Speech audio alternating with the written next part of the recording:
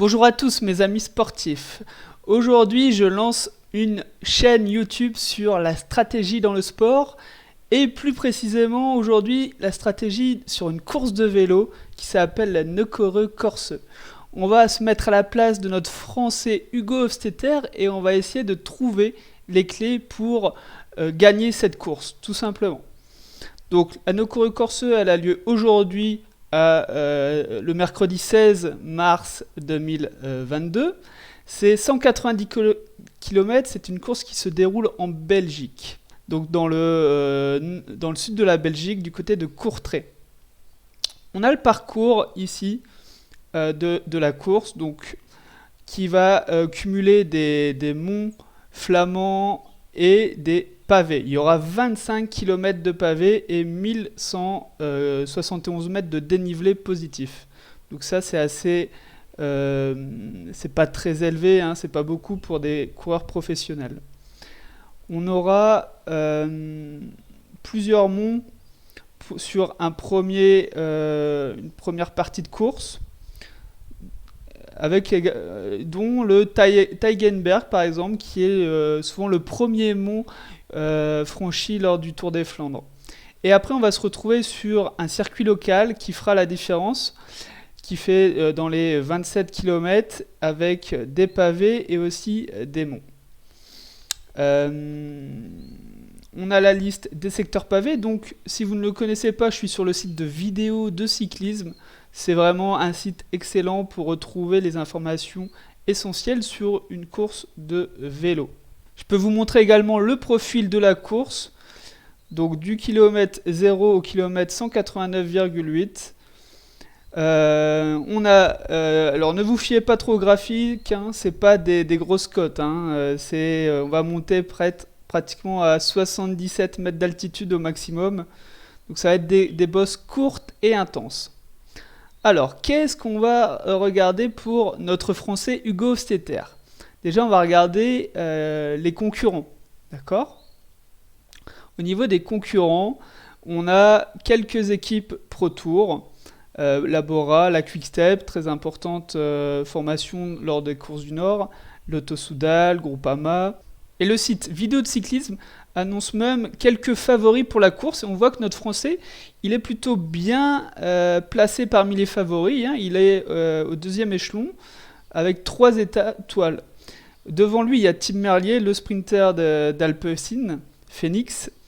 Et il y a derrière lui un Pascal Ackermann qui à sa grande époque était très très fort, un Jordi Meus, Chase Ball, Timothy Dupont, Christopher Halvorsen.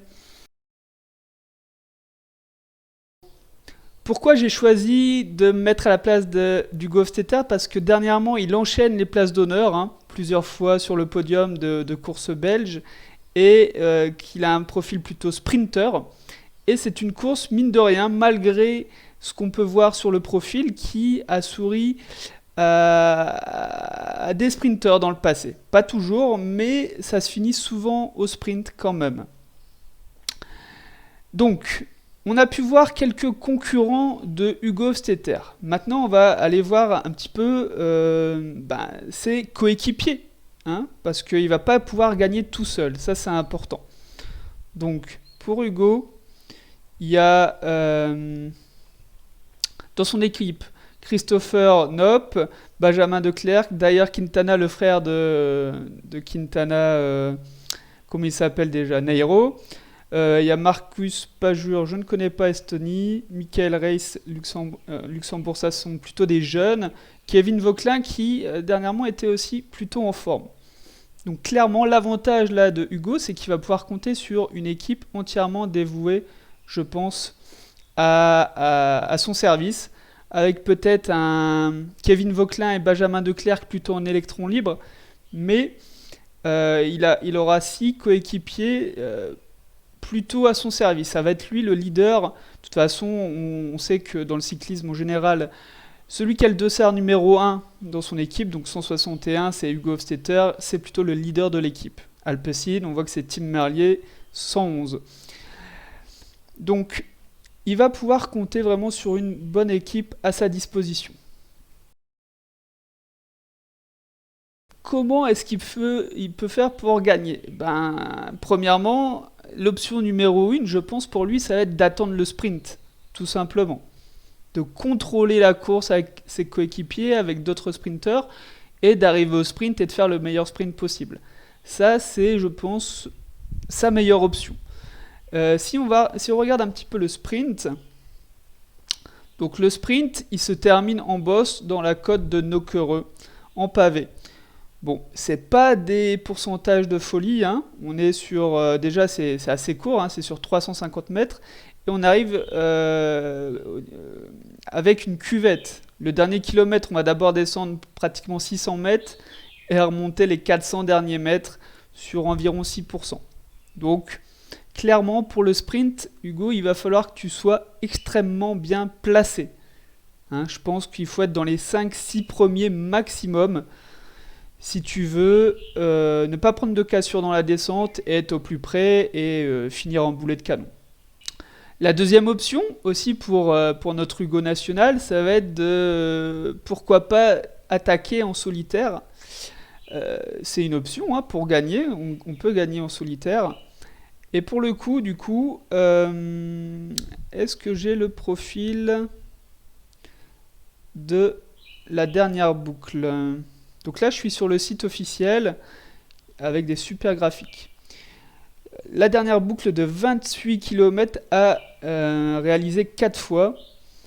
L'arrivée, elle est ici. Vous voyez. Et donc, juste avant, on a des passages pavés. On a un long passage pavé ici. Et un tout petit passage après. Donc s'il veut attaquer, il va falloir et finir tout seul, il va falloir déjà être très très fort hein, pour pouvoir résister au peloton. Hein. C'est souvent un peloton de 40-50 unités qui arrive pour la victoire. Donc s'il veut attaquer tout seul, je le vois bien le faire plutôt au dernier moment, donc dans les 10 derniers kilomètres. Voilà, peut-être dans ce secteur pavé là. Le troisième moyen, si Hugo veut gagner, c'est aussi de s'isoler en tête de course avec un petit groupe lors des 50 derniers kilomètres. Hein, une échappée des costauds qui part à 50 km de l'arrivée. Là, il faut qu'Hugo il accompagne ce groupe s'il veut gagner. Parce que derrière, si on a un quick-step dans l'échappée, un Alpecin qui va rouler, non, il doit suivre et un petit peu calquer sa course aussi sur les autres favoris comme Tim Merlier surtout, hein, qui lui a aussi une bonne équipe à son service et qui vont tout faire pour arriver au sprint. Donc il faut calquer sa course sur lui. C'est le troisième moyen pour moi. Donc après, en petit comité, il a encore plus de chances, je pense, pour gagner et imposer sa pointe de vitesse. Il faudra pas se laisser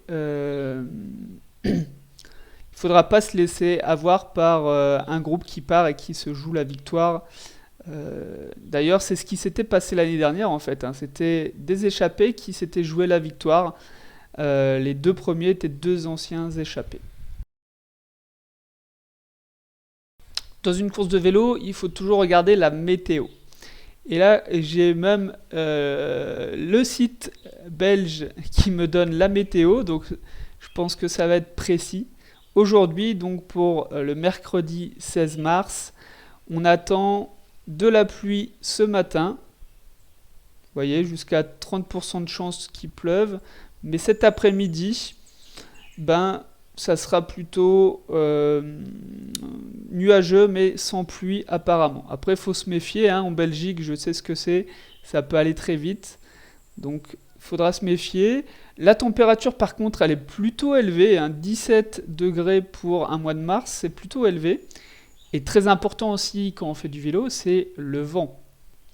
Donc, le vent, il va être assez important, mine de rien, du sud-ouest, sud-est, 15 à 32 degrés km/h.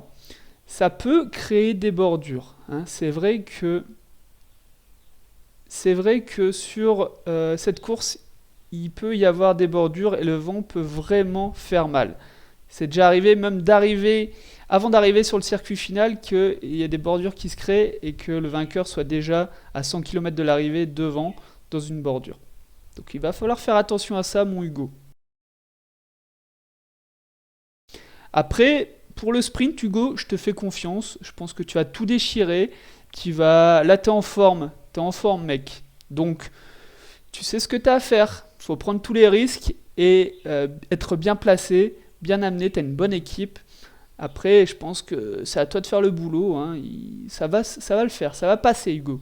Hein. Ta première victoire de la saison, elle est pour aujourd'hui. Si vous avez aimé cette vidéo, je vous remercie et je vous propose de vous abonner à ma chaîne YouTube. C'est une nouvelle chaîne. Je vais parler vraiment de stratégie dans le sport, dans le cyclisme, qui sont en fait tout simplement mes passions.